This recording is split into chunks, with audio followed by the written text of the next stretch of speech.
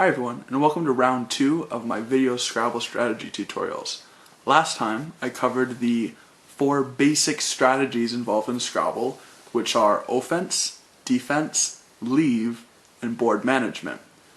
I've edited the pilot with consideration for some of the feedback you gave me, so if you've already seen it, you can go back and watch it to see some of the changes I've made.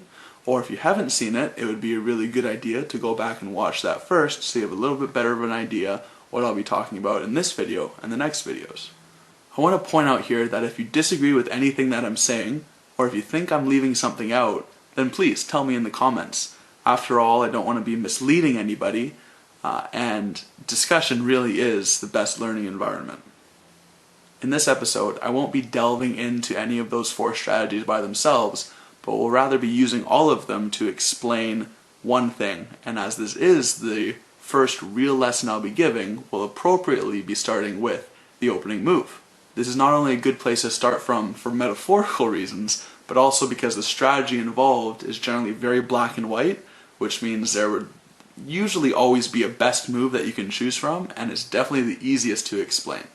Explaining offense in the first move is pretty much a piece of cake, mostly because you don't have any options.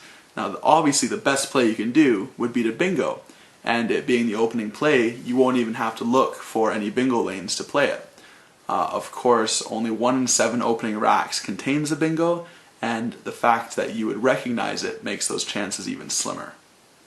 Barring this possibility, it is a real advantage if your play is 5 or 6 letters long. Now, I know I'm going against my previous mantra that longer is not better, but in your opening play, these double letter scores that are on the sides 5 tiles away from the center are really your only friends in your slim portfolio of options. You can see here that expanding the word zany to Zayn by just using an I will give you an extra 22 points. And congratulations! You've just learned everything there is to know about offense on the first move. Defense takes a few more things into consideration. The first thing I'm going to talk about, mainly because it was that blatantly wrong topic that I was discussing in the previous video, is these double letter scores. Bonus squares can hurt twice as much if they're used in parallel play, and we want to avoid that. By playing consonants next to the double letter scores, it forces your opponent to play low scoring vowels on them instead of high scoring consonants. Don't gamble that your opponent doesn't have a given prefix or suffix in their rack, because you're liable to give them some really easy points. Blitzer may look like the best play with the Z on the double letter score, but there's a 38% chance your opponent has a blank or an S and can hook it for blitzers. This gives them 57 points from the hook alone. With those odds, it may be better to play it with the B on the double letter score and take the 14-point hit. Flick nets the highest points with the K on the double letter score, but it is possible your opponents have the ERS, ERY, or ING extensions for an easy 60 points. It is better to take the 2-point cut than to take the risk, and play that F on the double letter score instead. After all, Flick has no 3-letter front extensions, and it's pretty unlikely that your opponent is going to have the rack to play flickeringly. Now there's one more consideration if all of these leave you still with a few possibilities. You might only have a 1 in 7 chances of bingoing on the first round, but your opponent has a lot more chances in coming down and building an 8-letter bingo through the word you just played. Say you play a 6-letter word, your opponent will have 6 prime bingo lanes. Don't think you should play shorter words, but putting bad letters in the worst bingo lanes can help. Have a word like cuke. To avoid the vowels by the double letter score, you can play this with either the U or the E on the center square.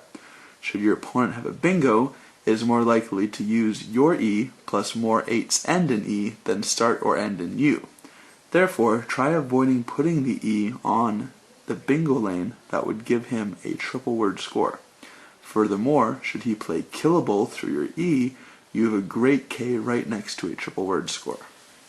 Right now, this early in the game, your leave and your board management strategies shouldn't deviate too much from how they stack up in the rest of the game, in the middle of the game.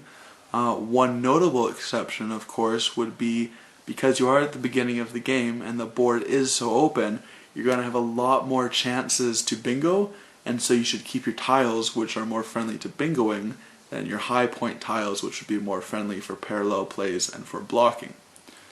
You can see that the opening play is a pretty easy move to master. All the strategy is systematic, and decisions might be hard, but at least when you're making those decisions, you always have all the information available to you. From here, it only gets tougher. Thanks for watching, and good luck on all your games.